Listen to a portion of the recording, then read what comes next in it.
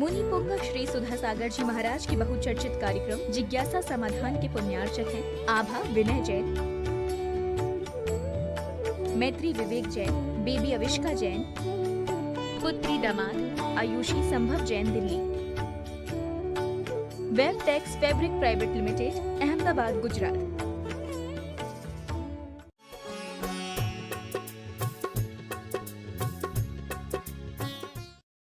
स्वाध्याय विलयम श्री काव्य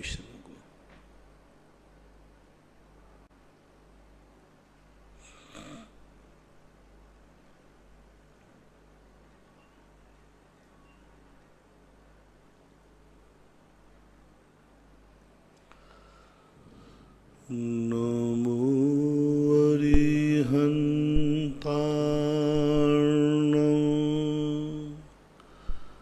नमो सिद्धार्णं नमो आयर्याणं नमो वज्रायाणं नमो लोये सवसाहूर्णम्।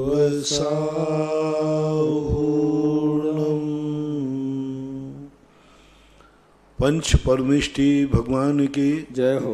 आचार्य श्री गुरुवर कुंद कुंद महाराज की जय हो। आचार्य श्री गुरुवर विद्या सागर महाराज की जय हो। परम पूज्य निर्यापक मुनि श्री 108 सुधा सागर जी महाराज की जय हो। भोपाल से प्रदीप हरसोला इनकी जिज्ञासा है, पूज्य गुरुवर के चरणों में त्रिवार नमोस्तु। महाराज श्री मेरी जिज्ञासा है कि अष्ट प्रार्थयार को लेकर है। भगवान महाराज श्री इनका क्रम अलग अलग स्त्रोत में अलग अलग दिया हुआ है। भक्तामर स्त्रोत में दूसरे नंबर पर सिंहासन है, तो कल्याण मंदिर स्त्रोत में सिंहासन 5वें स्थान पर है और दूसरी नंबर पर पुष्पवृष्टि है, जबकि भक्तामर में पुष्पवृष्टि 6ठे नंबर पर है। एक माताजी ने भी शांति विधान में इनका कुछ अलग तरीके से दिया गया है, तो महाराज श्री इनका सही क्रम क्या है, क्या माने, कृपया समाधान। कोई क्रम नहीं, ये तो भगवान के एक साथ घटित होते हैं।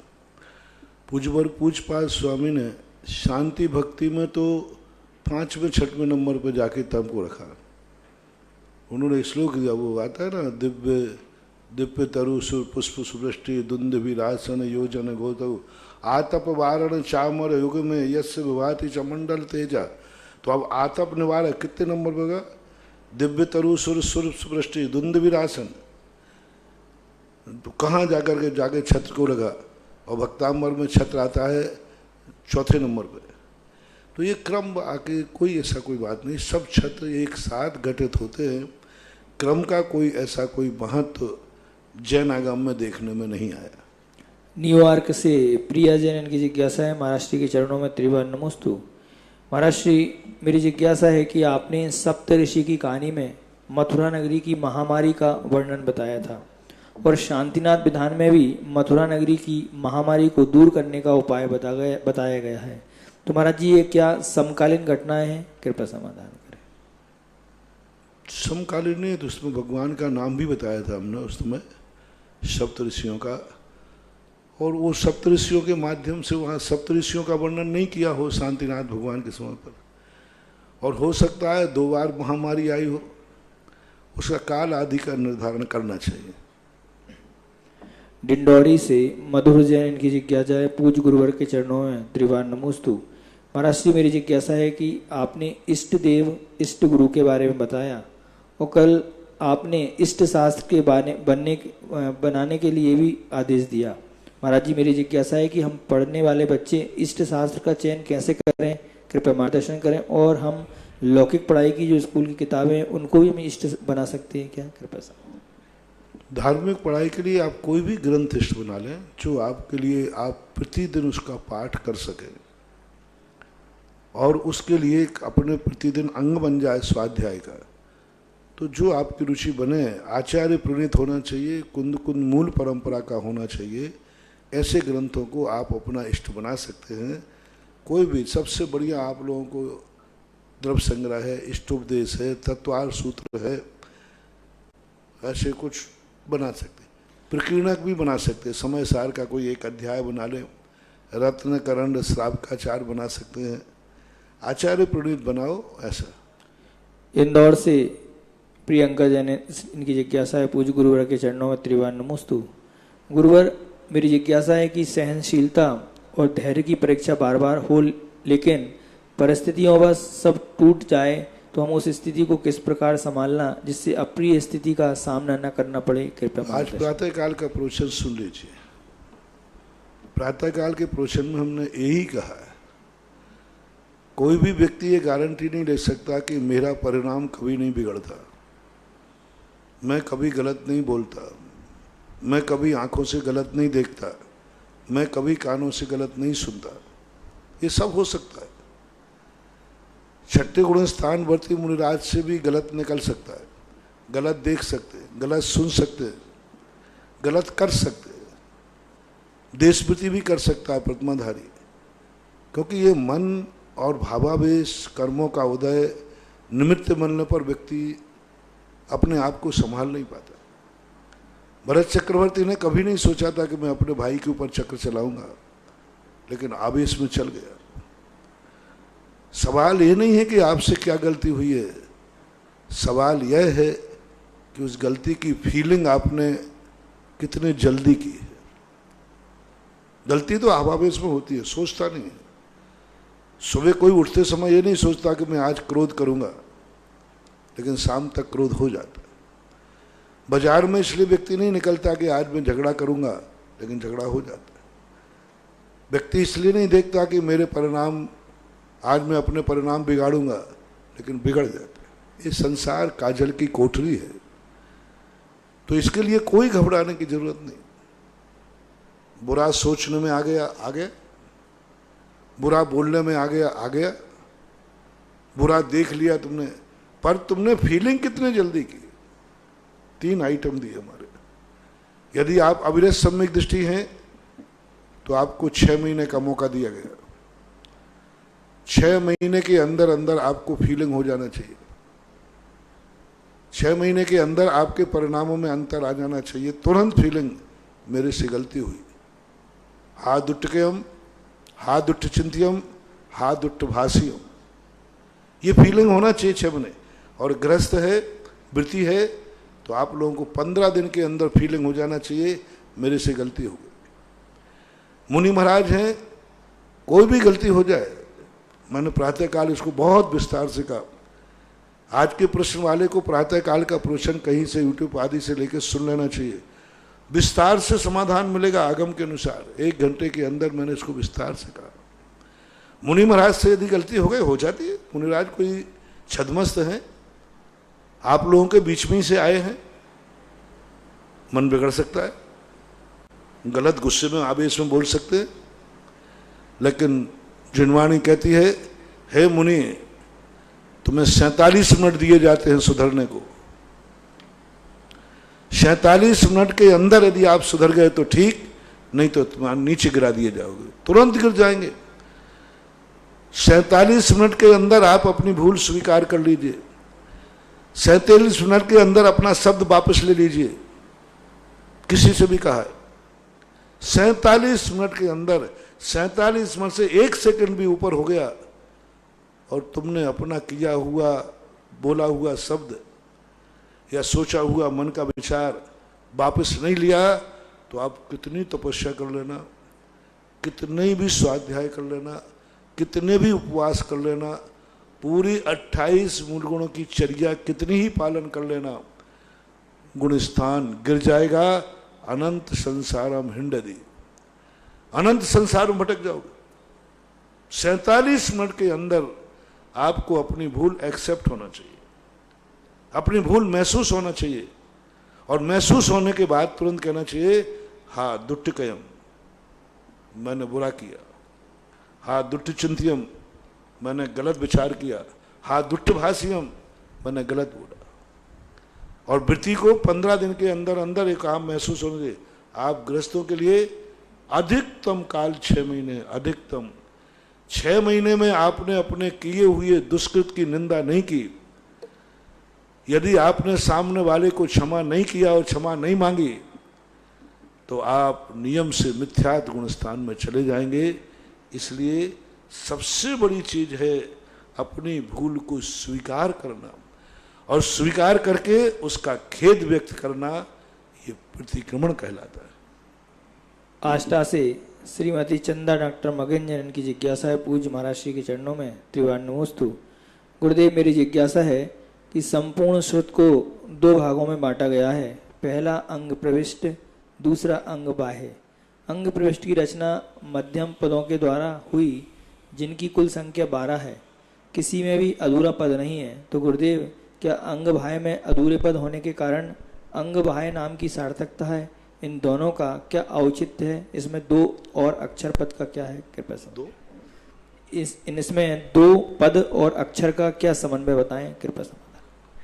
अक्षर तो सभी जानते हैं, आ का। पद होता है जिसका एक वाक्य, जिससे पूरा अर्थ निकल जाए, अर्थ समझ में आ जाए। एक वाक्य को पद कहते हैं। एक शब्द भी पद हो सकता है, एक पूरा अर्थ निकल जाए उसको पद बोलते हैं। और अक्षर बोलते हैं जिसका स्वतंत्र कोई अक्षर अर्थ नहीं होता, लेकिन वो सभी अर्थों में शामिल होता है, अक्षर उसे बोलते हैं। अंग प्रवेश के 12 भेद हैं, अंग बाह्य के 14 भेद हैं। 10 बैल, कालिक, सामायिक, प्रकीर्णक आदि ऐसे 14 भेद किए गए। अंग बाह्य वो है जो मूल सिद्धांत है, अंग बाह्य वो है जो सपोर्टर है, जो मूल सिद्धांत नहीं है लेकिन सपोर्टर है। उससे व्यक्ति मूल तक पहुंचता है। जैसे 10 वैकालिक आदि है, सामायिक प्रकीर्णक आदि है, ये मूल धर्म नहीं है लेकिन मूल धर्म तक ले जाते हैं, मूल धर्म तक हमें पहुंचाते हैं। तो जो हमारे सपोर्ट करते हैं, हमारी विशुद्धि को बढ़ाते हैं, इसे हम भावना कह सकते हैं, तो वो कहलाता है अंग बाह्य। और अंग प्रविष्ट है जो सिद्धांत त्रिकालिक होता है, उसमें कोई परिवर्तन नहीं है, जैसा है वैसा ही है। गुना से सम्यक जैन इनकी जिज्ञासा है, पूज्य महाराज श्री के चरणों में त्रिवार नमोस्तु। महाराज श्री, मेरी जिज्ञासा है कि आज के समय में चिकित्सक गर्भस्थ शिशु के जन्म के समय अनावश्यक रूप से डराकर ऑपरेशन कर देते हैं, जबकि नॉर्मल भी जन्म हो सकता है। तो ऐसी परिस्थिति में हम डर जाते हैं और ऑपरेशन करा बैठते हैं। तो इस स्थिति में चिकित्सकों को क्या दोष लगेगा एवं हमारा क्या अशुभ कर्म का आपका खुद का मैटर है। इसमें मैं ये कह दूं कि ऑपरेशन मत कराया करो तो दुर्घटना घट सकती है, कोई मर सकता है। डॉक्टर एक दूसरा भगवान मानते हैं आज की दुनिया। डॉक्टर जो कह दे वह सही है, अपन क्या जाने उसमें। डॉक्टर कह देता कि साहब तुम्हें ये बीमारी है, जांचें कराओ। आप लोग जांचें कराते फिरते हो और अंत में लिख देता है जांच में कुछ नहीं पाया। ठीक नहीं, अब लेकिन जांच नहीं कराएं तो बड़ी परेशानी है। इसलिए डॉक्टर की ये बहुत बड़ी भूल है।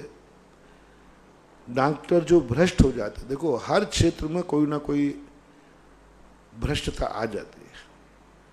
कौन सा मार्ग है जिसमें भ्रष्टता नहीं है? धर्म के मार्ग में भी भ्रष्ट होते देखे जाते हैं, साधु भेष को भी बदनाम करते हुए देखे जाते हैं, साधु भेष का भी दुरुपयोग करते देखे जाते हैं। डॉक्टर है, डॉक्टर भी दुरुपयोग करता है, दुर्गति पक्का है। तो जो डॉक्टर ऑपरेशन नहीं करना चाहिए वो कराते हैं, ये डॉक्टर भ्रष्ट डॉक्टर कहलाते। इनकी ऐसी दुर्गति होती है, जन्म से ही इतने रुग्ण होंगे, इतने रुग्ण होंगे कि पूरी जिंदगी भर दवाई करेंगे तो लेकिन बीमारी से ठीक नहीं होंगे। बहुत सारे लोग ऐसे आते हैं विक्षिप्त होकर के, पागलों जैसी स्थिति उठा रहे रख रहे हैं। मैं तुरंत बोलता तो नहीं, तुरंत सोचता हूँ ये पूर्व का डॉक्टर दिखता है, इसने कहीं बदमाशी की होगी। आपने बच्चों को देखा, कई लोग पूरी जिंदगी भर पड़े रहते बिस्तर पर, उठाना धरना, गूंगा है, टेढ़े टापते हैं। ये सब पूर्व के वो भ्रष्ट डॉक्टर हैं जिन्होंने मरीज का दुरुपयोग करके पैसे के लोभ में उनको इस प्रकार की गलत सलाह दी। तो डॉक्टर की दुर्गति, सबसे ज्यादा दुर्गति होती है गुरु की। यदि गुरु किसी को गलत रास्ता बता दे तो उनको कोई माफीनामा नहीं। अस्माण पावगम गन्नादि ते निगोद पात्र, यदि वो गलत, क्योंकि सामने वाला गुरु को विश्वास मानता है, वो जो कह रहा है वह सही है। गुरु से चूक हो जाना अलग चीज है, गुरु चला करके गलत रास्ता बता दे। मैं दूसरे नंबर पर आप लोगों की तरफ होता है डॉक्टर। डॉक्टर की सबसे ज्यादा दुर्गति होती है, कोई भी उसके माफीनामा नहीं है। यदि डॉक्टर गलत दवाई दे दे, गलत ऑपरेशन कर दे, गलत बता दे, चूक हो जाना अलग चीज है। ऑपरेशन करते करते चूक हो गई, कोई बात नहीं। दवाई लिखते लिखते गलत लिखी गई, इन्फेक्शन हो गया, कोई बात नहीं। लेकिन चलाकर, बुद्धिपूर्वक चला करके पैसा ऐंठने के लिए और कुछ कार्य करता है, गलत भाव से करता है, किडनी निकाल लेता है, ऑपरेशन नहीं करना है तो भी बाईपास सर्जरी कर देता है, डरा करके देखो तुम यहां से कहीं मत ले जाना, रास्ते में कुछ भी हो सकता है।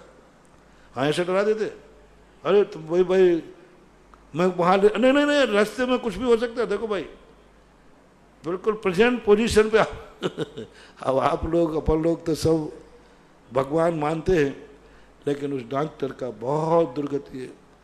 मैं तो डॉक्टरों से हमेशा ही कहता हूं, डॉक्टर साहब आप सेकंड नंबर पर, हम जितना पुण्य कमाते हैं, संसार में सबसे ज्यादा पुण्य कमा सकता है तो डॉक्टर, सबसे ज्यादा।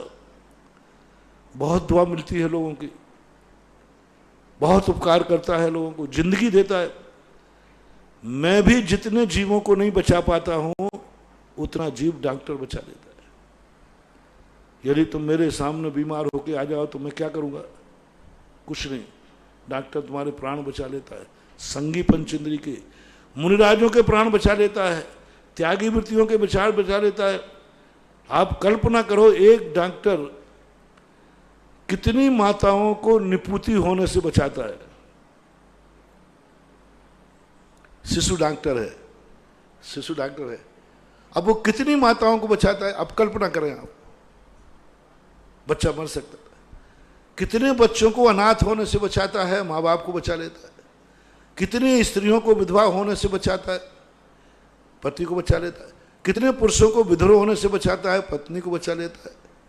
कई बार त्यागी वृत्तियों को भी, वैद्य है तो मुनिराज को भी बचा लेता है। अब एक मुनिराज को बचाने का पुण्य की कल्पना तो करो। एक मुनिराज को दवाई देने के संबंध में आता है कि तीर्थंकर प्रकृति जैसी भैया वृत्ति बंद हो जाती, इतना पुण्य बंद करता है। एक मुनिराज को बचा ले तो वो तो कितने लोगों को बचाता है। एक डॉक्टर बहुत पुण्य कमा, कल्पना ही मत करो आप, इतना पुण्य कमा सकता है। बस तुम बेईमानी मत करना, क्योंकि संसार तुम्हारे सामने अंधा है। संसार तुम्हारे सामने किम करता मूढ़, कुछ नहीं, आप जो कह रहे हो वही सही है। और जब इतना विश्वास तुम्हारा है, मरीज के साथ विश्वास मत करना, पैसे के लोभ में मत आना, मत आना। बहुत तरीके हैं पैसे कमाने के, और कमा लेना कैसे भी करके, लेकिन कभी धोखा दगाबाज मत करना। मैं कहता हूँ डॉक्टरों से, जो हमारे भक्त डॉक्टर होते हैं, उनसे कहता हूँ तुम बस एक कार्य करना, नहीं तो तुम्हारी ऐसी दुर्गति है जैसे साधु के गुरु पद पर बैठकर वो चेले को गलत मार्ग बता दे, ऐसे ही तुम्हारा है। इसलिए ऐसे डॉक्टर लोगों को तो भगवान ही मालिक है। 7वें नरक के अलावा 8वें नरक की भी रचना करना पड़े तो भी कम है, ऐसा मन। अशोकनगर से सलोनी जैन की जिज्ञासा है, कुछ गुरुवर के चरणों में त्रिवार नमोस्तु। महाराज श्री, मेरी जिज्ञासा है कि गति का बंध कैसे होता है और हमको पता कैसे चलता है कि हमारी गति का बंध हो चुका है? परिणामों से। अपने परिणाम को समझो कि अच्छा परिणाम है कि नहीं। पहली बात तो हम खुद समझ सकते हैं कि मेरा परिणाम इस समय कैसा चल रहा है, उसी प्रकार गति का बंध था। हमारे यहाँ परिणामों के अनुसार गति लिखी है। परिणाम को अपन पकड़ सकते हैं, अपन नहीं पकड़ पाएंगे। दूसरों से पूछ लो कि भाई मेरा ये भाव हो रहा है, मेरी गति कौन सी हो रही, तो परिणामों के आश्रित है। अब आप वो परिणाम आपको लिखना है कि कौन से परिणाम में स्वपर कल्याण है। हमें भी नुकसान नहीं है, सामने वाले को नुकसान नहीं, हमें भी सगुन है, सामने वाले को सगुन है। देवगति है, देवगति है। और मेरा भी नुकसान है और दूसरे का नुकसान है, नरक गति है। ऐसा महाराष्ट्र से अखिलेश जैन की जिज्ञासा है, पूज्य महाराज श्री के चरणों में त्रिवार नमोस्तु। महाराज श्री द्रव संग्रह जी की गाथा क्रमांक 42 में सम्यक ज्ञान को साकार और अनेक भेद वाला विशेषण दिया हुआ है। यह समझ नहीं आया गुरुदेव कि ज्ञान को किस प्रकार साकार की विशेषता दी गई है। द्रव संग्रह में 42 नंबर की गाथा में सम्यक ज्ञान को साकार और अनेक भेद वाला विशेषण दिया गया है। यह समझ में नहीं आया कि ज्ञान को किस प्रकार साकार की विशेषता दी गई है, कृपया समाधान करें। क्योंकि ज्ञान अपने आप में साकार उपयोगी वाला ही होता है, और वो साकार उपयोग वाला जो ज्ञान है वो अनेक प्रकार का है। मति, श्रुत, अवधि, मन, पर्याय ज्ञान। वो वेदों की अपेक्षा देखो तो मति ज्ञान की अपेक्षा 336 वेद है। श्रुत ज्ञान के द्वादशांग रूप है, अंग बाह्य रूप है। अवधि ज्ञान के भी देशावधि, परमावधि, सर्वावधि रूप है। मनपर्य ज्ञान का विपुलमति, मनपर्य ज्ञान ऋजुमति है। केवल ज्ञान एक है ही। तो नाना प्रकार साकार का अर्थ मैंने बताया था ना कि स्पष्ट वस्तु को भेद कर देता है कि यह वस्तु यह है। अब भली वो संशय रूप हो चाहे कैसे हो, लेकिन वस्तु को बताता है। सायारम नेय भेयम आया वहां पर कि साकार रूप है और अनेक रूप है, ऐसा मानना चाहिए। मुजफ्फरनगर से तृप्ति जैन की जिज्ञासा है, पूज्य महाराज श्री के चरणों में त्रिवार नमोस्तु। महाराज श्री मेरी जिज्ञासा है कि आपने धरसेन आचार्य महाराज जी के बारे में बताया, उन्हें सभी अंगों और पूर्वों का एक देश ज्ञान था। महाराज जी मेरी इसमें यह जिज्ञासा है कि एक देश ज्ञान का क्या अर्थ होता है। और महाराज जी पुष्पदंत महाराज जी और भूतवली महाराज जी का नाम पहले भी यही शास्त्रों में लिखा हुआ था, धरसेन आचार्य जी ने उन्हें बाद में यह नाम दिया। क्या इनके भी वर्णन शास्त्रों में मिलते हैं और क्या ये तीनों मुनिराज मोक्ष गए, कृपया समाधान करें। पहली बात तो जो वहाँ पर कथा में जो प्रसंग आया है, उस प्रसंग में उनके नाम का तो पहले क्या नाम था मालूम नहीं। बाद में जो उनके नाम पड़े, पुष्पदंत, भूतबली पड़े, और ये दोनों के तीनों मोक्ष तो जाएंगे नहीं, क्योंकि पंचम काल के जीव हैं और पंचम काल में मोक्ष होता नहीं, इसलिए मोक्ष की तो स्थिति है ही नहीं। अब जो उन्होंने गुरु और शिष्य के बीच में जो संबंध थे, उस अपेक्षा उनका नाम पड़ गया। पहला क्या पूछा था? और दूसरा महाराज श्री इनका है कि ये तीनों मोक्ष और देश ज्ञान, मतलब पूर्वों का देश ज्ञान था। एक देश का अर्थ होता है भाव, पूरा ज्ञान नहीं है। अर्थ से, शब्द से, नए से पूरा ज्ञान नहीं होकर भाव रूप थोड़ा सा ज्ञान हो जाता है, अधूरा ज्ञान। लेकिन ऐसा नहीं कि वो मिथ्या ज्ञान हो, भाव रूप ज्ञान था, पूर्ण ज्ञान नहीं था। सारंगपुर से डॉक्टर अंकित जैन पुरवाल की जिज्ञासा है, गुरुवर के चरणों में त्रिवार नमोस्तु। महाराज श्री मेरी जिज्ञासा है कि अविरत सम्यक दृष्टि को मिथ्यात्व और अनंतानुबंधी प्रकृतियों का आश्रव तो होता नहीं है, किंतु अन्य प्रकृतियों का आश्रव होकर बंद होता है, तो उसे ज्ञानी कहें या अज्ञानी, कृपया समाधान। अभी पहले प्रश्न में ये भी जान लेना चाहिए कि व्यक्ति के अंदर जब परिणामों की स्थिति बनती है तो वह सारांश रूप में ग्रहण करता है। तो एक देश का अर्थ सारांश भी होता है। और मिथ्या दृष्टि की जो यहाँ पर बात कही, कैसे अविरत सम्यक दृष्टि, अविरत सम्यक दृष्टि जो कर्मों के आश्रव करता है, यह आश्रव की स्थिति से अज्ञानी नहीं हो गया, सम्यक ज्ञानी है। क्योंकि श्रद्धा में उसकी जो रुचि है वो पूरी समीचीन है। क्रिया गड़बड़ है, श्रद्धा में गड़बड़ नहीं है। वो गलत भी करेगा, उससे पूछो क्यों ये तुम्हें करना चाहिए, बोले नहीं करना चाहिए। ये तुम्हारा स्वभाव है, नहीं, लेकिन मैं क्या करूं, मुझे गुस्सा आ गया। यानी वो अपनी श्रद्धा को नहीं डगमगाएगा। सांप सामने आ रहा है, क्या तुम मर जाओगे, बोले नहीं, मैं जरा मर भी ना छू, लेकिन मुझे डर लग रहा है। सत्य को वो नहीं नकारता, वो सत्य को स्वीकार कर लेता है, लेकिन वो सत्य का अनुकरण नहीं कर पाता। इसलिए उसको अज्ञानी तो नहीं कहेंगे, लेकिन पूर्ण ज्ञानी भी नहीं कहेंगे। मुंबई से नम्रता जैन की जिज्ञासा, पूज्य महाराज श्री के चरणों में नमोस्तु। महाराज श्री हमारा एक छोटा बेटा है और हम घर में जब स्वाध्याय करते हैं तो उसको सोले के वस्त्र पहनाकर हम स्वाध्याय कर सकते हैं क्या बच्चे को? अगर करेंगे तभी तो हम बच्चे को नए संस्कार दे पाएंगे। ठीक है, मर्यादा को लेकर कर सकते हो, अपनी व्यवस्था देख करके। मीरा रोड मुंबई से दुलारेश जैन की जिज्ञासा है, गुरुजी के चरणों में त्रिवार नमोस्तु। गुरुजी, जैनागम में औषध दान आदि में पात्र का बहुत महत्व बताया है, लेकिन गुरुजी महामारी आदि के समय तो क्या हमें ये परीक्षा करना चाहिए? क्योंकि अगर कुपात्र को भी दवाई नहीं मिली तो हमें भी बीमारी हो सकती है, कृपया समाधान करें। भाव के ऊपर आश्रित है।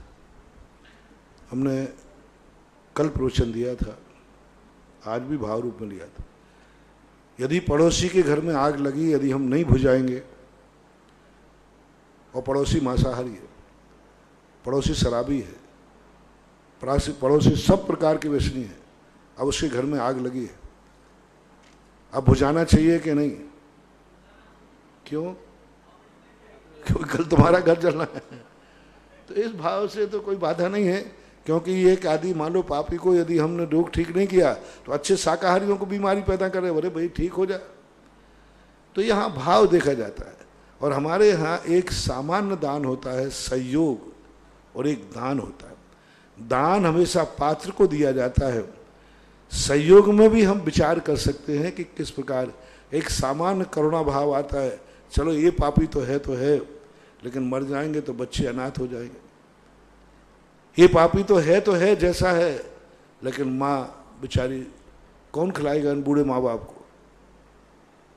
कम से कम ये माँ बाप का पालन तो कर देता है, माँ बाप की जिंदगी तो दे देता है, सेवा तो कर रहा है, लेकिन स्वयं बच्चा बदमाश है, व्यसनी है। यदि वो बच्चा मर गया तो माँ बाप भी अनाथ हो जाएंगे। तो इस प्रकार का सापेक्ष करके यदि करते हैं तो महान दोष नहीं है, अल्प दोष तो है ही। जबलपुर से श्रीमती नीलू जैन, इनकी जिज्ञासा है, महाराज श्री के चरणों में त्रिवार नमोस्तु।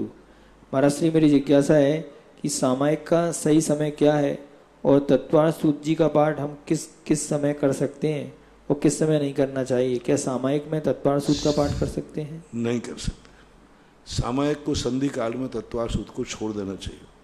सामायिक का काल का अर्थ है तीनों कालों की संध्या ली जाती है। 11:30, 11:45, 12 मान लीजिए, 12 से लेकर 48 मिनट तक, यानी लगभग 1 बजे तक, ये सामायिक काल का विषय। शाम को भी इसी प्रकार मान लेना चाहिए, संधि काल के लिए रुको। और प्रातः काल का अंधेरा होने के और उजेला होने के बीच का समय, अंधेरा और उजेले के बीच का समय संधि काल माना जाता है। अब इसमें थोड़ा सा अंतर ये आता है कि कहीं सूर्योदय घड़ी का टाइम नहीं बता सकता, क्योंकि शिखर जी में 1 घंटे पहले अंधेरा हो जाता है, यहाँ 1 घंटे बाद। गुजरात में जाओ तो बहुत लेट अंधेरा होता है, बहुत लेट होता है, 8 बजे तक यूँ लगता है कि अभी तो बहुत उजेला है। तो ये दिन के अनुसार भी, द्रव्य क्षेत्र काल भाव के अनुसार ही अपनी समय सीमा बांध देना चाहिए।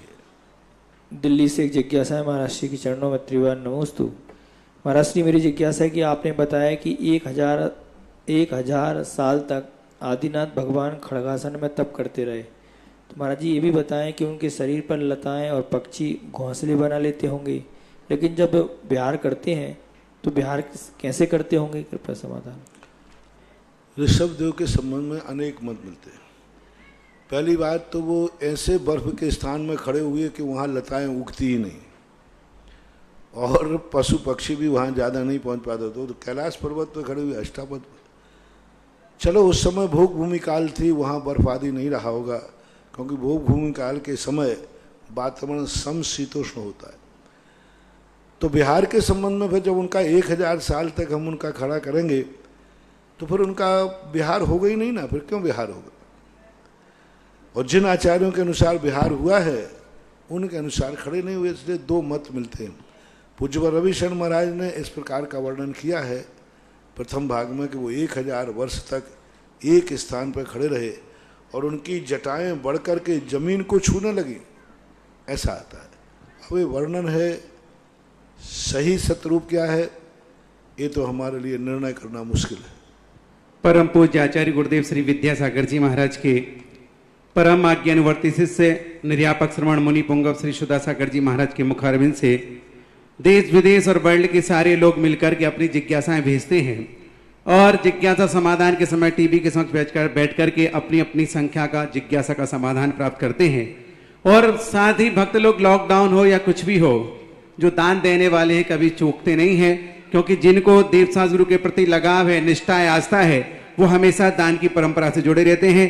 यहाँ पर विश्व के बड़े बाबा जो बड़ा मंदिर बना है उसके फर्श हेतु एक भक्त ने अपनी भावना प्रसिद्ध की है 1,11,000 रुपए की राशि। जयप्रकाश निर्मला राखी मितु ऋतु जैन मंगलम सिटी अलवर जोरदार तालियों के साथ अनुमोदना करेंगे। और चांदखेड़ी के बड़े बाबा जो कि आदिनाथ भगवान है, वहां के विधान के लिए घोषणा आई है विजय भारती विवेक दिनेश विकास वन जैन बरेली।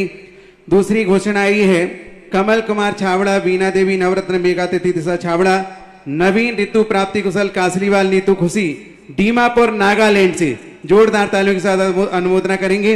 महाराज श्री भक्त कहीं ना कहीं से किसी ना किसी प्रकार से पुण्यार्जन करने से वंचित नहीं रहते हैं, क्योंकि आप दान की महिमा को इतना बता चुके हैं कि लोग दान से कभी वंचित रहने वाले नहीं हैं। प्रथम जिज्ञासा है महाराज श्री पारस ठोला जैन बिजोलिया। महाराज श्री आपके चरणों में सत्सत नमोस्तु। पद्मनंदी पंचविंशति में आया है कि कुपात्र दान के प्रभाव से प्राणी कुभोग भूमि में कुमानस में उत्पन्न होता है। कुपात्र किसे कहते हैं और कुभोग भूमियां कौन कौन सी होती हैं, उनमें कुमानस किस प्रकार के होते हैं? कुपात्र उसे कहते हैं जिसे धर्म के विपरीत जिसके आचार हो, धर्म के विपरीत जिसके विचार हो, धर्म के विपरीत जिनकी श्रद्धा हो। जो सम्यक धर्म है उससे विपरीत उनका श्रद्धान है, बिल्कुल उल्टा है, आचरण भी उल्टा, ज्ञान भी उल्टा, तो उनको बोलते हैं कुपात्र। जो बाहर से भी और अंदर से दोनों से धर्म विरोधी हैं उनको कुपात्र बोलते हैं। और ऐसे कुपात्रों को दान देने से क्या होगा? वे धर्म का विरोध करेंगे, धर्म का नाश करेंगे, क्योंकि उनका सिद्धांत उल्टा है। तो जो मिथ्या देव शास्त्र गुरु हैं, खोटे देव शास्त्र गुरु हैं, जिनके मन में भी सच्चे धर्म के प्रति श्रद्धा नहीं है, वचनों में भी कभी सच्चे धर्म की बात नहीं बोलते और क्रिया में भी नहीं अनुकरण करते हैं, ऐसे खोटे देव, खोटे शास्त्र, खोटे गुरु के निमित्त से जो भी दान दिया जाता है वह कुपात्र दान कहलाता है। कुभोग भूमि में दान तो तुमने दिया है और तुमने धर्म बुद्धि से दान दिया है, इसलिए दान का फल तो भोग है। जो भी दान दिया जाता है उसका फल भोग ही होता है। यानी जो वस्तुएं तुम्हारे भोगने योग्य हैं उन वस्तुओं में प्रचुरता, उत्कृष्टता। तुमने से धन दिया दान तो आपको धन की प्रचुरता मिलेगी, धन का आपका अच्छा धन मिलेगा। भोजन दिया है तो भोजन का भोग मिलेगा। तो जितने भी भोग सामग्रियां होती हैं ये सर्वोत्कृष्ट मिलती हैं, ये तो मिलेंगी। लेकिन कुपात्र को दिया है, जैसे अभी सुद पंचमी कथा में आया ना, एक अक्षर का कम होने से वो देवी कानी होके आई, एक अक्षर जाता होने से वो एक दांत बाहर निकला हुआ है। ऐसे ही तुमने कुपात्र को दान दिया है तो वहां कुपात्र होंगे। कैसे होते हैं वो? एक टांग वाले होते, एक पैर से ही चलते, जिनका एक कान इतना बड़ा है कि वो बिछा के रोड ले और एक कान चूहे के बराबर है। उनका चेहरा जो है शेर का है, हाथी का है, अश्व का है, वृषभ का है और पूरा शरीर मनुष्य का है। तो इस प्रकार एक आंख वाले हैं, एक टांग वाले हैं, एक हाथ वाले हैं, एक कान वाले हैं। तो इस प्रकार के ये विकलांग रूप होते हैं। लेकिन उनको कोई वहाँ विद्रूपता जरूर होती है, लेकिन उनको कोई कष्ट नहीं होते। कुभोग भूमि है, लेकिन खाने में क्या मिलता है? मिट्टी खाते हैं। कल्प वृक्ष नहीं होते वहाँ, 10 प्रकार के कल्प वृक्षों की कल्पना नहीं है। लेकिन मिट्टी भी इतनी स्पेशल होती है कि तुम्हारे यहाँ की कोई भी मिठाई, उस मिट्टी को तुम्हें भी परोस दिया जाए तो तुम सारी मिठाई छोड़कर वही मिट्टी तुम खाओगे।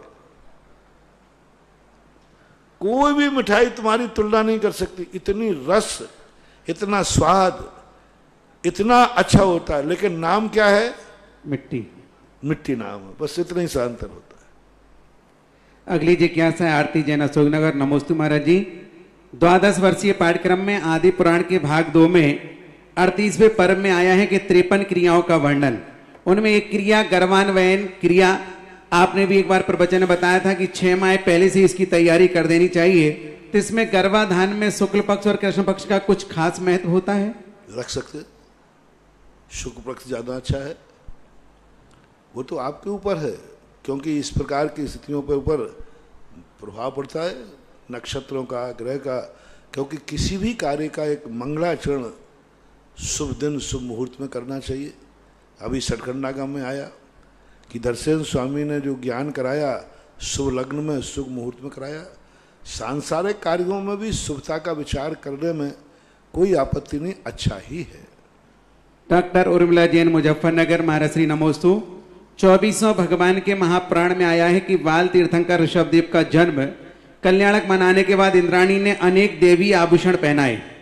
बालक के कर्ण बिना वीदे ही छिद्र युक्त थे, उनमें इंद्राणी ने उत्तम मणि में कुंडल पहनाए। जिज्ञासा है कि क्या बालक तीर्थंकर के कर्ण छिद्रयुक्त होते हैं? नहीं, छिद्रयुक्त तो नहीं होते। कहाँ लिखा? आदि पुराण का बता रहे हैं। क्या लिखा कि छिद्र थे? छिद्रयुक्त होते हैं क्या, ऐसा पूछा है। अब ऐसा तो नहीं, कुंडल तो वैसे भी पहन लेते हैं, बिना छिद्र के भी पहन लेते, पहनने में क्या दिक्कत है? हाँ, लॉक वाले आते हैं। लोग वाले पहले भी आते हैं। और सीधी बात, देव लोग हैं, वे कुछ भी कर सकते हैं, उनके लिए सब कोई संभव है। अगली जिज्ञासा है ऋषभ विधि जैन धरियावत बाराबंकी के पास। नमोस्तु गुरुदेव। मुनिराज के बिहार के समय संघपति द्वारा मजदूरी पर लाए गए चौका में काम जैन मजदूरों के चौके के काम के लिए जैन मजदूरों को लाया जाता है, जिससे कि बिहार में मुनि महाराज का आहार विहार अच्छे से हो सके, और वो उतना ही काम करते हैं जितना उन्हें पैसा मिलता है। तो क्या उन जैन मजदूरों को आहार दान का पुण्य लगेगा? कदापि नहीं लगेगा, लेकिन फिर भी चौके में भी किस काम में लाए जा रहे हैं? आहार बनाने में। बाहर के काम में ले लिया, मान लीजिए थोड़ा बहुत सब्जी आदि ला दिया, दूध पानी ला दिया, यहाँ तक तो ठीक है, लेकिन अंतरंग चौके में जो पक्की रसोई बनती है उसमें कम से कम मजदूरों को काम नहीं लेना चाहिए। और लेते भी हैं तो मजदूर का एक पुण्य का उदय तो है ही कि उसको रोटी तो कहीं बनाना ही थी, लेकिन कम से कम वो चौके में रोटी बना रहा है। वैसे हमने एक मिस्त्री को कहा था ना कि मिस्त्री जब पुण्य कमा सकता है कि मुझे मजदूरी तो कहीं करना ही थी, लेकिन मैंने कितना पुण्य किया कि मैं मंदिर की दीवार बना रहा हूँ। यदि वो ऐसा भाव कर ले वे नौकर कि देखो मुझे तो नौकरी करना ही थी, पानी तो मुझे भरना ही था, लेकिन मैं कितना पुण्यशाली हूँ कि मंदिर का चौके का पानी भर रहा हूँ, बर्तन तो मुझे मांजने ही थे लेकिन मैं चौके के बर्तन मांज रहा हूँ। यदि ऐसा परिणाम उसका आ जाता है तो बराबर उसको कुछ ना कुछ पुण्य तो लगेगा ही, लेकिन यदि उसको भार मानता है, दुर्भाग्य मानता है, तो फिर नहीं लगेगा, पाप भी लगेगा। हाथी से सुनील गुरुवर के चरणों में, मेरे परम उपकारी गुरुवर के चरणों में नमोस्तु। महाराज श्री, मेरी जिज्ञासा है कि मंदिर जी में शांति धारा उपरांत जब भगवान का मार्जन होता है तो जो शांति धारा करता है, प्रथम मार्जन करने का हक उस पुण्य आत्मा का है, पर गुरुवर जिन व्यक्तियों ने भगवान का अभिषेक किया है, क्या उनका मार्जन करने का कोई पुण्य नहीं है, कोई हक नहीं है? गुरुवर मेरी जिज्ञासा का समाधान करें। ये व्यवस्था है। यदि आपने ऐसी व्यवस्था बना ली है कि प्रथम अभिषेक ने उसने दान दिया है, उसने त्याग भी किया, तुमने अभिषेक भी किया है, उसने पाप का त्याग भी किया है, परिग्रह का त्याग भी किया है, दान भी दिया है, उसने 2 पुण्य किए। तो अपन ने यदि ये व्यवस्था बना ली कि भाई जो प्रथम अभिषेक करेगा वही मार्जन करेगा, तो हकदार तो वो है। और दूसरी बात, वो खुद कहता है कि भाई मैंने भगवान को उठाया है तो मैं मार्जन करूंगा, अभिषेक आप कर लो, तो आप उसमें शामिल हो गए हैं। तो वो और बाकी सब व्यवहार की बातें हैं, राजी खुशी की बातें हैं, और कोई कसाय नहीं बढ़े तो तुम कर लो चाहे वो कर ले, वे बस कसाय नहीं बढ़ना चाहिए। मार्जन करने नहीं मिला है तो कसाय करना नहीं, दूसरे ने मार्जन कर लिया है तो कसाय करना नहीं। दोनों से मेरा कहना है, यदि भगवान का किसी ने मार्जन कर लिया है तुम हाथ जोड़ लीजिए, आपको बराबर मार्जन का पुण्य लगेगा। मैंने बहुत बार प्रश्न में कहा, यदि तुम्हारे मार्जन करने का अधिकार था और किसी दूसरे ने कर लिया और तुम्हारा भाव भी था, आपको बराबर पुण्य लगेगा, भले दूसरे ने कर लिया हो, क्योंकि आपका परिणाम क्या है। इसलिए ऐसा भाव नहीं करना। किसी ने भगवान का मार्जन अच्छी तरह कर लिया तो तुम हाथ जोड़ लेना चाहिए, नमोस्तु कर लेना चाहिए, आपको बराबर पुण्य का बंध होगा। और तुम्हें करने नहीं मिला है तो भी क्लेश नहीं करना चाहिए, क्योंकि क्लेश करने से सारा पुण्य खत्म हो जाता है। कोई आगे पीछे करने से, दूसरे करने से तुम्हारे पुण्य में कमी नहीं आएगी, क्योंकि तुम्हारा परिणाम तो करने का अधिकार था, तो वो पुण्य तो तुम्हें मिलेगा। अगली जिज्ञासा है नमोस्तु गुरुवर, स्वाति मेहता पुणे से, स्वाध्याय में रुचि रखती हैं। महाराज श्री 2-2.5 महीने से जिन लोगों ने भगवान जी के दर्शन नहीं मिले, उन्होंने पिछले जन्मों में एक साथ कोई ऐसा पाप किया होगा जिसका उन्हें फल मिला। महाराज जी मेरी जिज्ञासा कि पहले टीवी पर भगवान का अभिषेक देखना, पूजा करना वास्तविक नहीं कहते थे, लेकिन अभी टीवी के सामने पूजा विधान करना कितना सही है? टीवी पर चित्रण आदि तो है, पर पूजनीय कैसे है? ये सोच कहीं ऐसा ना हो कि लोग आगे भी कायम रखें। नहीं, मैंने बार बार कहा, फोटो की अगरबत्ती तभी लगा दी थी जब बाप मर जाता है। बाप जीवित है और उसके बाद भी तुम फोटो पे अगरबत्ती लगा रहे। बहुत सारे लोग होते हैं जीवित बाप को अलग करके उसको पानी नहीं पिलाते और उसकी फोटो पे अगरबत्ती लगाते, ओम जय बाप देवा। हाँ, तो ये तो नैतिकता नहीं हुई। लेकिन जब बाप है ही नहीं तो फोटो की तस्वीर को मान लिया जाता है। ये मजबूरी का मार्ग था, बहुत मजबूरी का मार्ग था, और मजबूरी में किया हुआ कृत्य आपके परिणामों पे आश्रित था। लेकिन लॉकडाउन खुलने के बाद भी तुम वही मानो कि हम तो टीवी पर शांत धारा देख लेंगे। मैंने पहले ही कहा, जब तुम प्रत्यक्ष में नहीं जा सकते हो, अब हर दिन तुम बिजलिया क्षेत्र, तपोदय क्षेत्र नहीं आओगे, हर दिन प्रतिदिन तुम चांदखड़ी नहीं जा सकते, मुनीश्वरनाथ भगवान के पास नहीं जा सकते ज्ञानोदय, तो फिर तुम वहीं से शांति धारा देख लेते हो, तो कोई दोष नहीं है। बस प्रमाद मत करो। कृत करने मिलता है तो पहले कृत करने का प्रयास करना चाहिए। अभी आपातकाल थी, आगे के लिए व्यवस्था मार्ग नहीं है। अगली जिज्ञासा की बहन कविता बहन, महाराज श्री नमोस्तु। कोरोना वायरस जीव है और हम उसके मरने की प्रार्थना करते हैं, उसका दोष लगेगा क्या? किसी ने मरने की भाव नहीं रखी। महाराज जी आगे इसमें कहा है, क्या इसमें भी हम ये मान सकते हैं कि क्या पूर्व भर में बैर के कारण आज उस जीव से ज्यों ग्रसित होंगे, उन्हें तकलीफ होती है? हमें बहुत सा पहले बार प्रश्न नहीं आ रहा, बहुत बार आ चुका। एक किसान खेती करता है, मैं बहुत बार कह चुका हूं, उसको कितना पाप लगता होगा? आगम में कहीं नहीं लिखा, आरंभ का लिखा है। एक सैनिक दिन भर गोली को गोली पे खटका, उंगली पे बंदूक पे खटका रखे रहता है, 24 घंटे मारने का भाव कर रहा है। उसको हत्यारा कहते हैं कि देश रक्षक कहते हैं? देश रक्षक। क्यों? वो तो मारने का भाव कर रहा है, बिल्कुल 24 घंटे उसकी दृष्टि मारने पे है, लेकिन वो हत्यारा नहीं है। जैनागम के अनुसार भी उसको पापी नहीं कहा गया। आज तक 24 घंटे सैनिक मारने का भाव करता है, लेकिन किसी भी संप्रदाय ने सैनिक को दुर्गति नहीं भेजा। सबसे ज्यादा डर था जैन दर्शन का, कि जैन दर्शन में 24 घंटे मारने का भाव करता है, और मारने का भाव करते करते मरा है। सैनिक कब मरता है? मारने का भाव कर रहा है, वो भी गोली चलाना चाह, तीर चलाना चाह रहा है, और उसी समय उसको गोली लग जाती। तो भी जैनागम को मैंने अच्छी तरह देखा, कहीं भी सैनिक की दुर्गति नहीं कराई, उसको हत्यारा नहीं कहा, देश रक्षक कहा। उसका अभिप्राय क्या है? इसी प्रकार से हमारे शास्त्रों में आया, पूज्यपाद स्वामी ने समाधि भक्ति में कहा, व्याधिम घिनंतु। हम कोरोना का नाश नहीं कर रहे, हम बीमारी, कोरोना बीमारी का नाश कर रहे हैं। हम सांप का नाश नहीं कर रहे, सांप के जहर का नाश कर रहे हैं। तो हम थोड़ी इसको, वो खेती कर रहा है, ये थोड़ी कह रहा है खेत में जितने जीव हैं मैं सबको मारूंगा।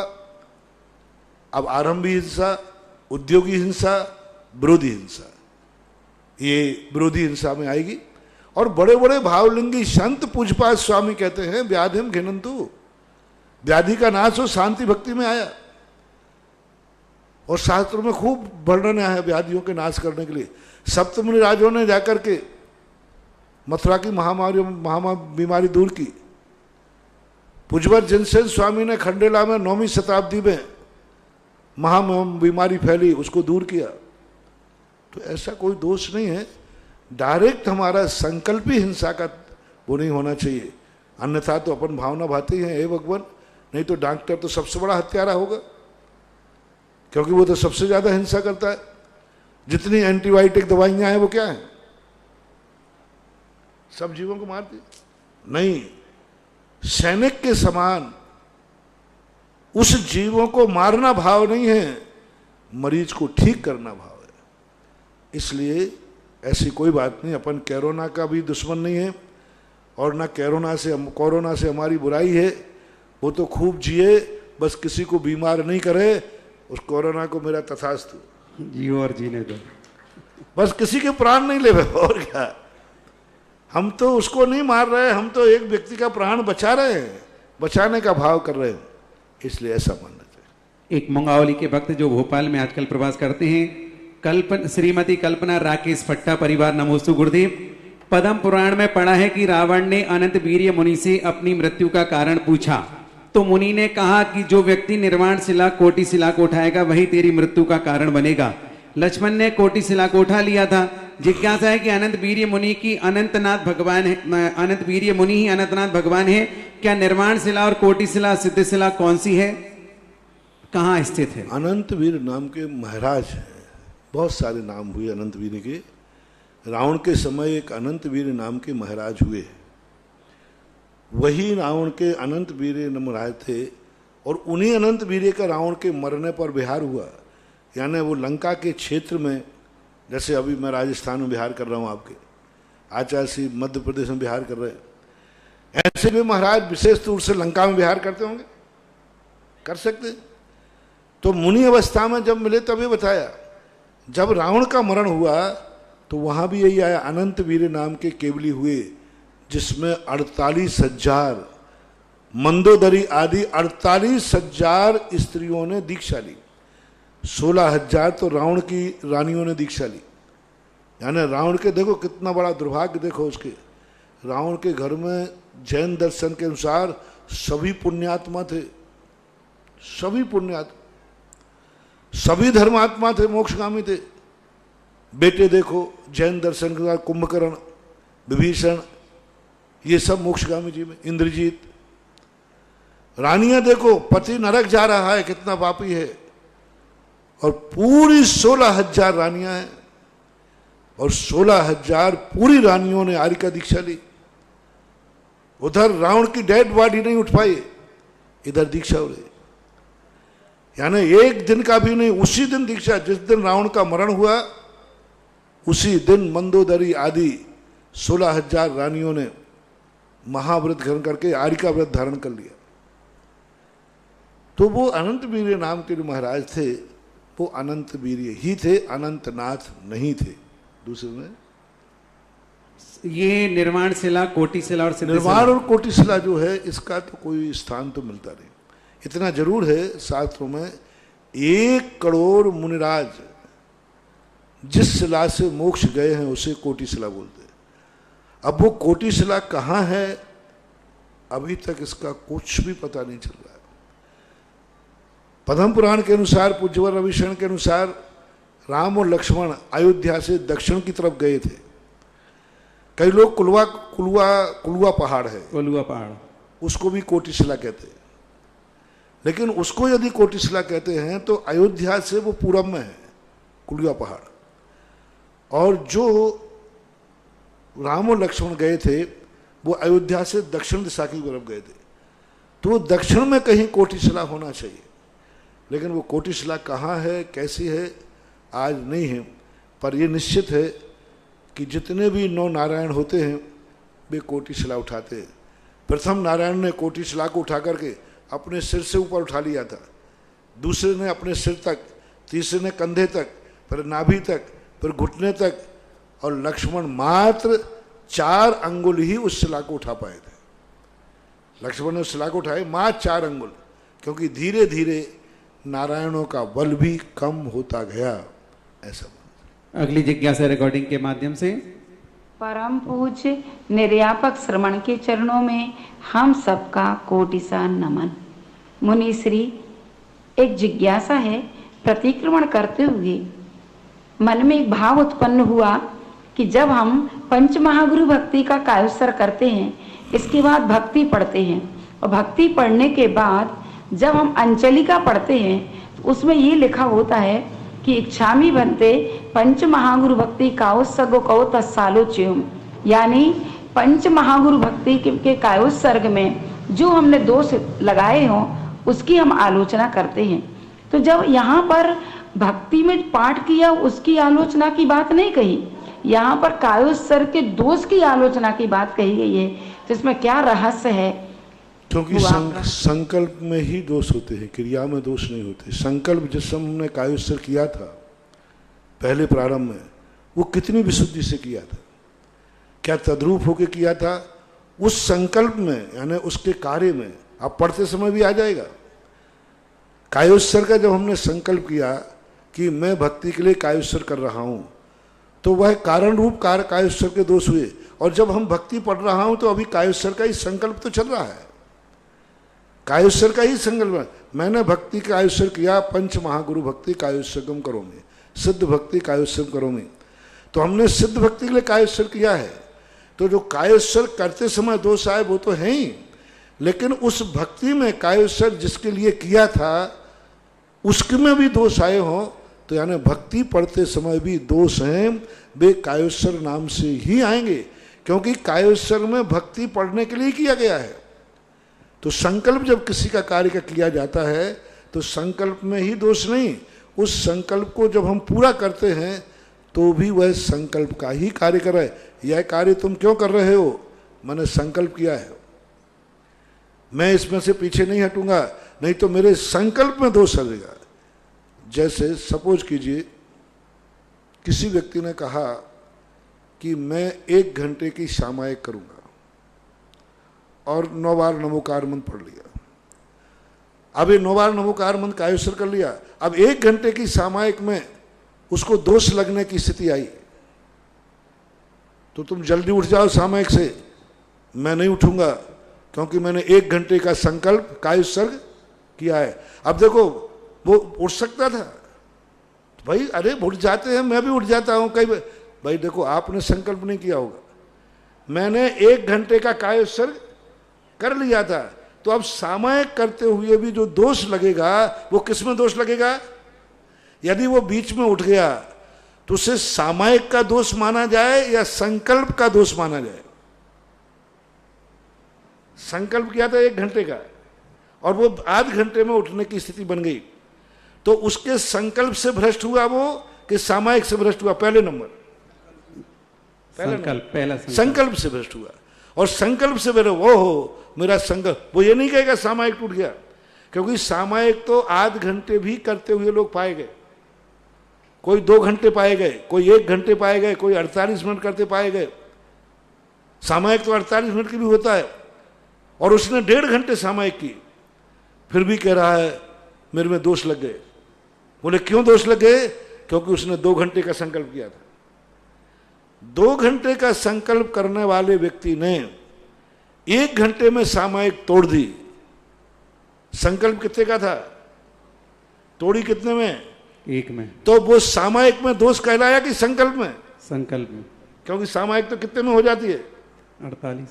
सामायिक तो 48 मिनट में हो जाती, सामायिक में दोष नहीं लगा, दोष लगा संकल्प में। यानी मैंने जो कायोत्सर्ग किया था 1 घंटे का 2 घंटे का, उसमें दोष।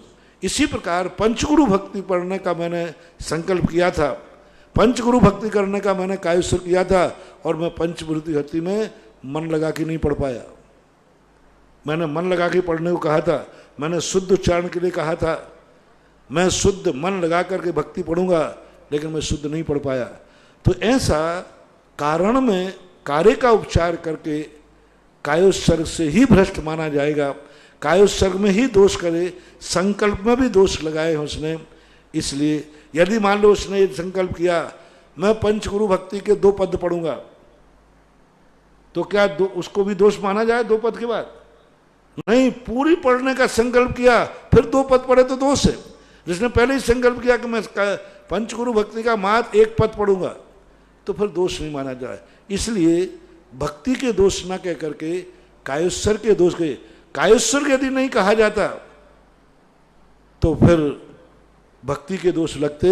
जैसे वंदना के 32 दोष लगते हैं ना, वहां कायोत्सर्ग के दोष नहीं है, वहां वंदना के दोष हैं।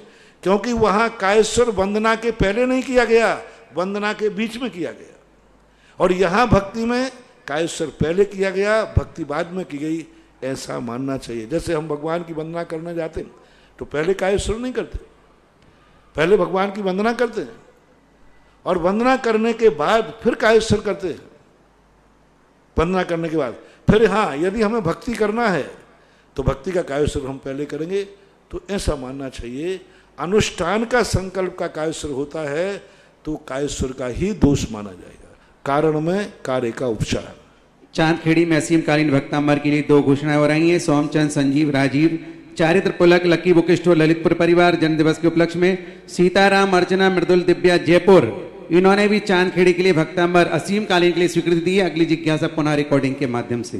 परम पूज्य निर्यापक संत मुनि पुंगव श्री सुधा सागर जी महाराज के चरणों में सुरेंद्र भारती परिवार का त्रिवार नमोस्तु नमोस्तु नमोस्तु। मुनि श्री, विनय का हमारे जीवन में महत्वपूर्ण स्थान होना चाहिए, किंतु आज विनय की उपेक्षा होती है। उसमें भी उपचार विनय का ना तो आयोजक ध्यान रखते हैं और ना आयोजनों को देखने वाले। मंदिर आदि में भी उपचार विनय की हानि देखने को मिलती है। ऐसे में गुरुवर आप ही बताएं कि उपचार विनय का सही स्वरूप क्या है और इसका पालन हम सब कैसे करें। 2000 वर्ष पहले पूज्यवर वट्टकेर आचार्य महाराज ने मुनियों के लिए तक कहा, विनयम मोक्ष द्वारम, विनय मोक्ष का द्वार है। यदि द्वार ही नष्ट है तो आगे रास्ता बन ही नहीं सकता। कितनी बड़ी बात की, यानी मोक्ष जाने के लिए भी विनय जरूरी है। जो तप कर रहा है, बहुत सब कुछ त्याग कर दिया, लेकिन उसमें यदि विनय नहीं है तो मोक्ष नहीं जा सकता। तो संसार क्षेत्र में आज जो विनय का अभाव हो रहा है, इसलिए तो अतिशय भी कम हो रहे हैं, शक्तियां भी कम हो रही, पूजा तो वही हो रही है, अभिषेक वही हो रहा है, लेकिन विनय नहीं होने से उसका चमत्कार कम हो रहा है। विनय पूरी विनय, उपचार विनय तो पूर्णता खत्म ही हो रही है।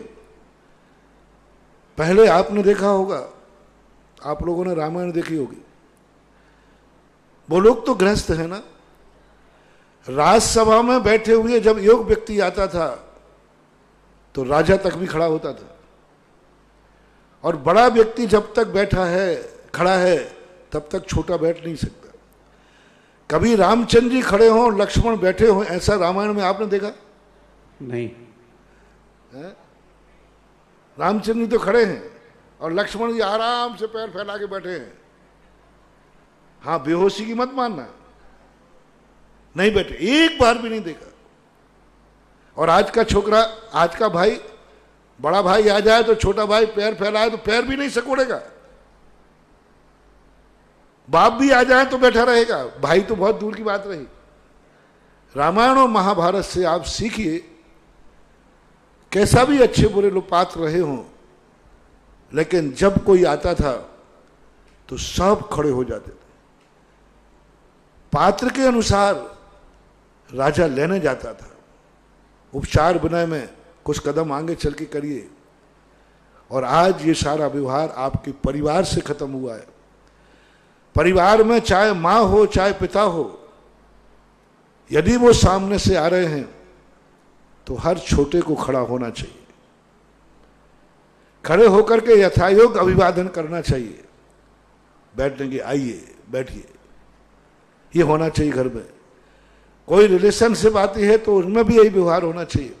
मंदिरों में आते हैं तो सबसे पहले बिना उपचार बिना ये होना चाहिए कि हम मंदिर में हाथ पैर धो करके मन विषण काय की शुद्धि करके मंदिर में देरी पर बड़े निश्चयी आदि विशुद्ध भाव से जाएं। मंदिर की देरी दरवाजे पे अपन मस्तक झुकाएं, चैत्यालय की वंदना करें और वहां जाकर के बाकायदा भगवान की विनय पूर्वक 3 बार वंदना करना। साथ उठाते हैं तो यूं अलमारी से साथ उठाया जैसे कॉलेज की फाइल लेके चलते ना लोग, नीचे लटका के कॉलेज की फाइल लेके चलते बच्चे, ऐसे आजकल तो फाइल नहीं पहले चलते थे, आज तो सब कंप्यूटर में ऑनलाइन हो गया, ऐसे साथ को उठा के रहते नहीं। मैंने बताया उपचार बिना सबसे पहले उस अलमारी के पास साथ उठाने के पहले नमस्कार करो, फिर उसको उठाकर सिर पर रखो और जाकर अपनी टॉवेल पर रख करके फिर वहां नमस्कार करो, फिर मंगलाचरण करो और मंगलाचरण के बाद कायस्वर करो, फिर पन्ना खोलना चाहिए। कितनी बताओ? शास्त्र के पास गए पहले विनय करो, यदि नहा धो करके अर्घ है तो पहले अर्घ चढ़ाओ, फिर बड़े विनय से दोनों हाथ से साथ को निकाल के सिर पर रखो और चौकी पर रख करके फिर वहां नमस्कार करो, मंगलाचरण करके 9 बार नमोकार मंत्र पढ़ो, फिर जाकर के साथ खोल के पढ़ना चाहिए। बंद करते समय जिनवाणी स्तुति करो, कायस्वर करो, सिर पे ले जाकर के और अलमारी में विराजमान करो और फिर उस अलमारी के सामने नमस्कार करो। ये उपचार विनय कहलाती है। ऐसा करके पढ़ोगे तो थोड़ा सा पढ़ोगे और ज्ञान बहुत होगा। ज्ञान जितना होता है उतना पढ़ना नहीं पड़ता, जितना ज्ञान चाहिए उतना पढ़ना पड़े तो वो तो मूर्खता है। पढ़ें कम और ज्ञान हो जाए बहुत ज्यादा का। एक लाइन पढ़ता है और पूरे शास्त्र का ज्ञान हो जाता है, एक लाइन सुनता है और पूरा ज्ञान का ज्ञान बता देता है। तो ज्यादा पढ़ने की जरूरत नहीं है। यदि विनय से पढ़ोगे, उपचार विनय से, ऐसे ही पूजा पाठ में पूजा गए और सीधा जल उठा के डाल रहे, और कई बार तो बातें करते हुए, गप्पे करते हुए, यहाँ वहाँ करते हुए, ये पूजा कोई कार्यकारी नहीं है, कोई कार्यकारी नहीं। पूजा जब करने बैठे तो इतना निर्विकल्प होके बैठे कि सारी दुनिया उथल पुथल हो जाए।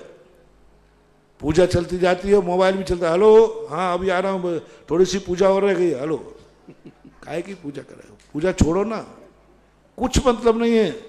उपचार बिना मोबाइल नियम से मंदिर में मोबाइल जाते समय बंद होना ही चाहिए, और यदि चालू रखना है तुम्हें तो आप पूजा मत करिए, अभिषेक मत कीजिए।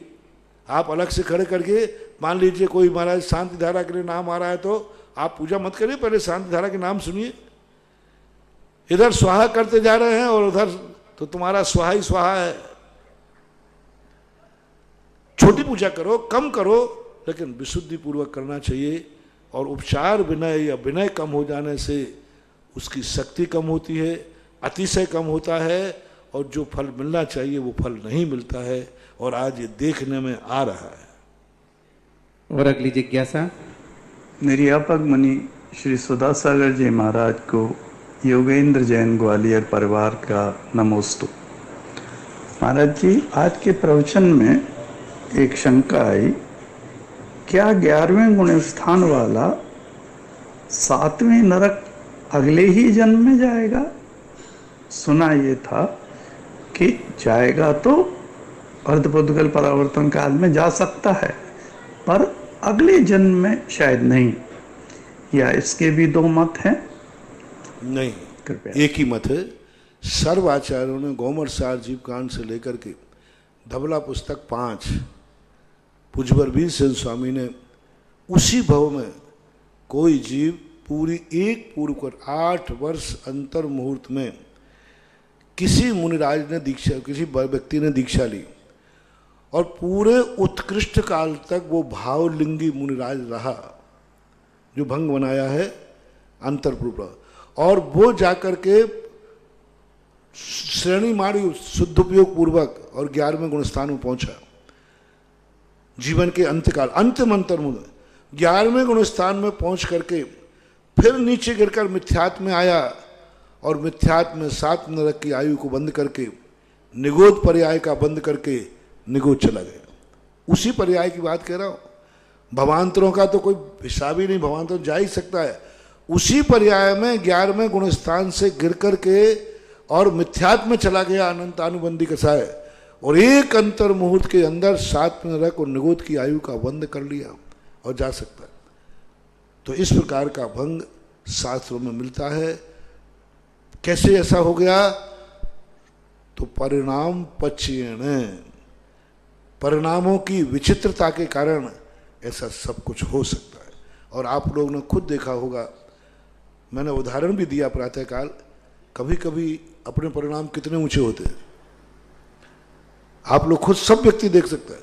इतना अच्छा परिणाम होता है, इतना अच्छा कि संसार में तुमसे अच्छा परिणाम किसी का, और उसी शाम शाम होते होते ऐसा बुरा परिणाम हो जाता है कि इससे बुरा परिणाम कोई दूसरा होगा नहीं।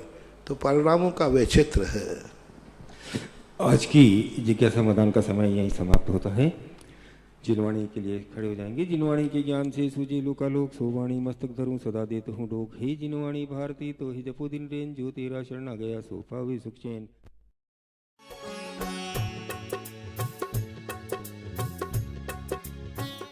मुनि पुंगव श्री सुधा सागर जी महाराज की बहुचर्चित कार्यक्रम जिज्ञासा समाधान के पुण्यार्चक थे आभा विनय जैन, मैत्री विवेक जैन, बेबी अविष्का जैन, पुत्री दामाद आयुषी संभव जैन दिल्ली,